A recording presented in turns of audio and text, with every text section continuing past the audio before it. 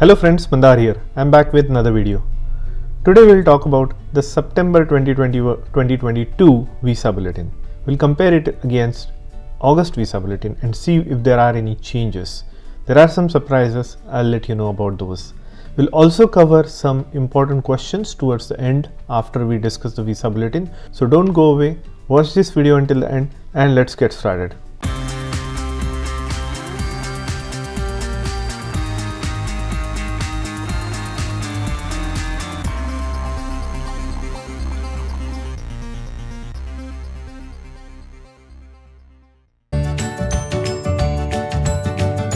If you are here for the first time, welcome. My name is Mandar and I make immigration and lifestyle related videos for US and Canada.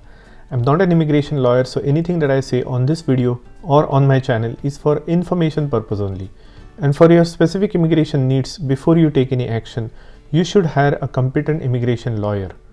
Now, a lot of people are getting their green cards because of the rush of USCIS to use up all the visa numbers for the EB category. Now that said, after you get your green card, I have made a couple of videos that you might want to check out. How to not lose your green card. What are the steps do you want to take after you get your green card? What are the things you want to remember and not forget after you get your green card? So check out my channel. I will try to put the links on the screen itself. Also watch my videos on other topics. After you get your green card, don't just unsubscribe me. I have made some other videos as well, so do watch them. I will be continuing to make more and more of non-immigration related videos as well, so that you know what the lifestyle is, what are the things that you can do after you get your green card, after the visa worries are behind us. There are a lot of things that you can do to live your American dream. So subscribe to my channel if you haven't already and hit that bell notification. And also check out the links in the description of this video, because there are some affiliate links and you might be interested in those products. And if you click on the link of those, channel will get a little bit of a commission and you will also get a discounted price. Now let's jump into our today's topic. Today we have the September 2022 Visa Bulletin out and we'll be doing a side-by-side comparison. We'll first start with the family-based and then go into the employment-based section. Now just for reminder, and I do this at every Visa Bulletin, that the Visa Bulletin for September is only effective from 1st of September into 30th of September. So this is the last month of this fiscal year for immigration purpose. But if your date becomes current in September Visa Bulletin, don't make a hasty decision and apply for your 485 in August itself. The earliest you can apply is September 1st, or else USCIS may return your application or even reject your application. So that is the risk you take. So just keep that in mind. Now here's what you have. The August Visa Bulletin on the left hand side and the September Visa Bulletin on the right hand side. So let's first look at the family based preference categories. So if you ever want to know how many visa numbers are available in the family based category for different sections, you can look at this chart. This is family sponsored preferences and it goes into F1, F2A, F2B, F3 and F4, and it gives you the exact number of visa numbers available for that particular category. Now remember, there are certain categories in family based that don't have any visa number limit, such as immediate relatives, such as your parents or your spouse. So when you are married to a US citizen, that particular spouse does not need any visa number to be able to get the green card. So keep that in mind. Now let's first look at the final action date chart for family based category. Now as you can see on the left to the right, we don't see any changes to the F1 category. So all chargeability remains at 1st of December 2014. China and India also remain at 1st of December 2014. Mexico remains as 15th of March 2000 and Philippines at 1st of March 2012. F2A category remains current for all chargeability China and India, but for Mexico it has now a priority date, and I think it will remain with a priority date into the new fiscal year of Visa Bulletin. So Mexico is stuck at 22nd of April 2019. Philippines is current.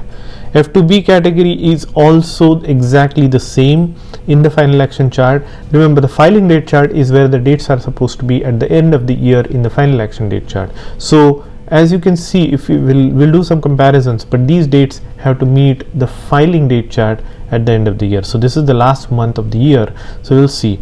For F2B category, the dates remain exactly the same as last month, and F3 category also I am not seeing any changes in, so they remain at 22nd of November 2008 for all chargeability China and India. For Mexico, it remains at 15th of October 1997. That's a long wait. And for Philippines, it also remains at 8th of June 2002. And F4 category also the dates haven't changed at all, so I won't go into those. The reason is now USCIS has already had enough applicants to process until the end of the year, so they are not going to advance any dates. Now, unless the dates haven't met, they're not going to move any dates, and that was expected. So now let's quickly look at the filing date chart. So if you can see here, most of the dates are matching with the final action date chart on the right hand side. So I just scroll down to the filing date chart. So the dates remain 8th of August 2016 throughout for all chargeability China and India for filing date chart, for family based category, and it remains at 1st of December 2001 for Mexico and 22nd of April 2015 for Philippines. So the dates have not moved in the filing date chart. So this is the chart that the family based category uses for their adjustment of status. Now F2A category remains current, and it has been current for a while, so it's not changing, except for final action dates for Mexico have a priority date now. But this does not stop you from applying in the F2A category if you are currently eligible. So if you have an application, you can go ahead and apply for I-485 or adjustment of status right away. There is no wait. F2B category also remains the same throughout. There is no change whatsoever. F3 category is also the same. I am not seeing any date changes. It remains at 8th of November 2009 for all chargeability China and India. For Mexico, it remains at 15th of April 2001, and for Philippines, it remains at 8th of November 2003. F4 remains the same throughout, no change. 15th of December 2007 for all chargeability China and India.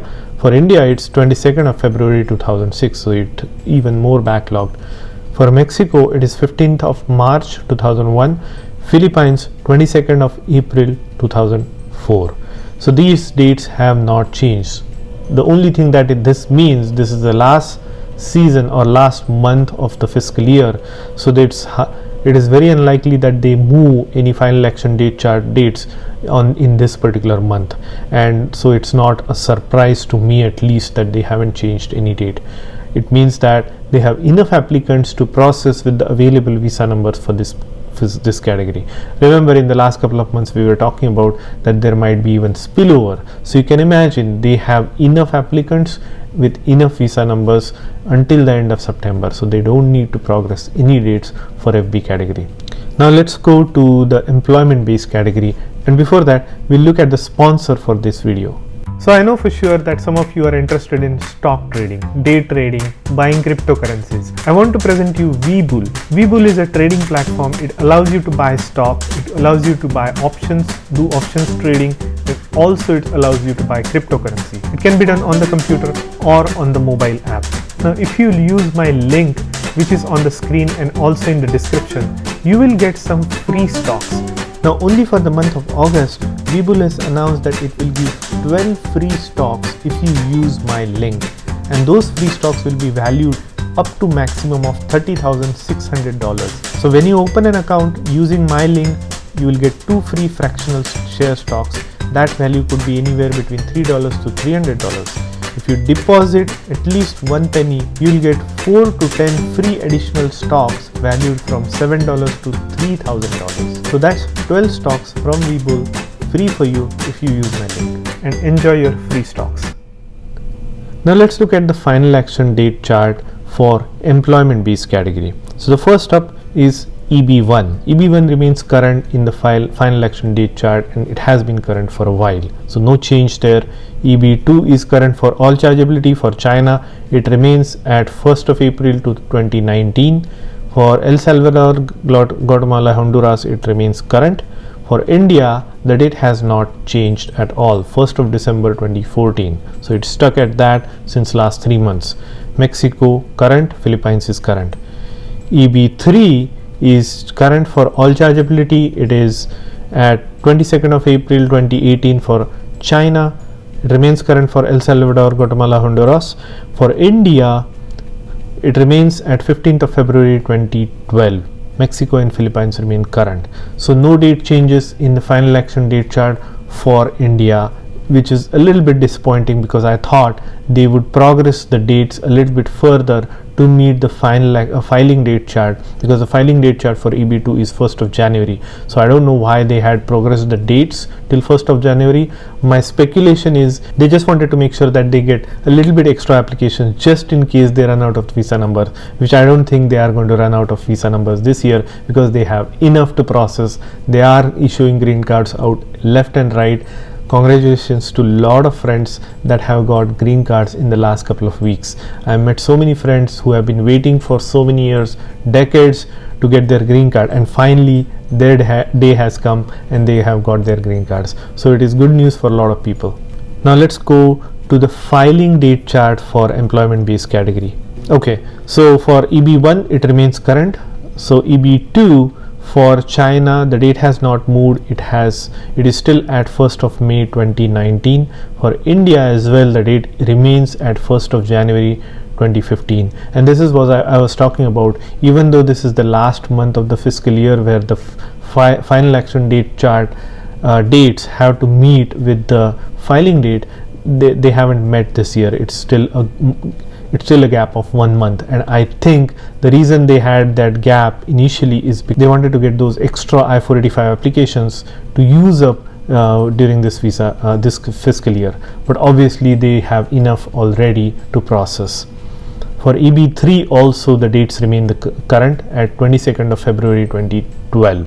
So that is a little bit of a disappointment, because I thought these dates were going to move by a month at least, like we saw in the previous visa bulletin, but that obviously has not happened this year. So now I think we are in a critical stage here.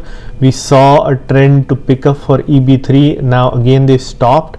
I think they have a lot of applications to process for this particular month and until end of September. So they don't want any new extra applications to come in. So they have put brakes on moving any dates forward. That is not a very good indication, because I would have thought that they would use up all the visa numbers and they would be short of applications to process, which would have given us an indication of aggressive forward movements in the dates in October visa bulletin. Now I have to change my estimate. I'll be quickly making another video this week on my prediction on October visa bulletin, and you will be surprised because I'm not sensing a lot of urgency in moving the dates significantly forward in October. There is going to be a forward movement, no doubt about it, but how much, I'll come to that in my next video. So stay tuned to my channel. All the remaining dates remain the same except for EB5 unreserved. The dates have changed from 22nd of December 2015 to 1st of January, so it's just a moment of 1 week, and then the rest of the chart remains the same. Now let's quickly look at which chart they want us to use. So when you go here, you click on here, it takes you to another website where it kind of talks about the next date for September visa bulletin. So for current month we were using, for employment based preference category, we were using the final action chart. For next month, which is September, they have already published that you are going to use final action chart for your I-485. So that's not a surprise. Okay, another topic that I wanted to talk about is, since a lot of people have their date current in their final action chart for EB2 category, there are some people who have just applied for I-485 and their I-140 is still not approved, and there are questions regarding if we should use a premium processing for I-140 approval. I would say still you have a time to take advantage of these high number of visa numbers available in EB2 category. So if I were you, I would definitely use premium processing for I-140 to get it approved within 2 weeks, and then hope that USCIS picks up your adjustment of status file and approve your I-485. So that is the advice I would give. If you haven't filed your medicals, go ahead and file. This is not the time to wait for an RFE to come in. Just take a chance. It's just a matter of few few $100s. If they don't get it, most likely they will get it, because if you file it to the correct address, to the correct service center, it will get attached to your file. And if they haven't reissued an RFE at this stage of time, I would say go ahead and proactively submit your medicals, because there is not much time left between now and end of September. So that is one thing that I wanted to kind of cover. The second thing that I wanted to cover is job changes. Again, people keep talking to me about the job changes. I'm so close, and my date is current in the final action chart. I have an offer. Should I change? I would say wait until end of September, get your green card, and then change. So that would be my advice. That's what I would do if I were in your case. Now, still there are a lot of people who had applied for their I-485 in 2020 and they haven't received any green card. There are a lot of people who have applied just recently in the last couple of months, and they have got their green card. So it is a chaos. It is really a chaos at USCIS. They are not processing the cases in order. Anybody is getting the green card. It's just the luck of the draw. It just depends on what is happening at a particular service center, and there is really not much you can do. The only thing you could do is file another application, another petition in a different category to get it approved. So if you have your EB3 case pending, if you haven't upgraded your case, you may choose to apply a separate I-485 case with your EB2 I-140. So that is an option. Or if you have another EB2 I-140, you could submit a parallel case just to make sure that it goes to the National Benefit Center to get your green card a little bit sooner. And I feel sorry for people who have been waiting for almost a year and a half, who have filed in 2020 and still not got their green card.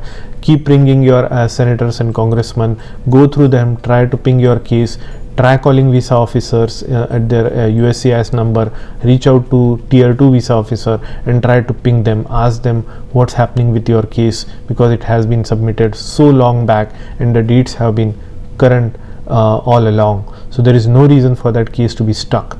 So those are the kind of things that you could do to actually move your case forward and finally get your green card. Now I'm going to be making a predictions video in my next video later in this week, maybe over the weekend, so watch out for that video. I'm also going to make some informative video for EB5. There were some rule changes a couple of months back, and I thought this might be a good time to make a reminder video for EB5. And another thing that I'm going to cover in my next video is Inflation Reduction Act. There are some things that you might be interested in, even though it's not immigration related. It is going to hit you in your day-to-day lifestyle. So don't miss my video on Inflation Reduction Act, where I'm going to cover some summary points that are going to affect all of our lives. So if you like the content of this video, please hit the like button and consider subscribing to my channel, and I'll see you in the next one.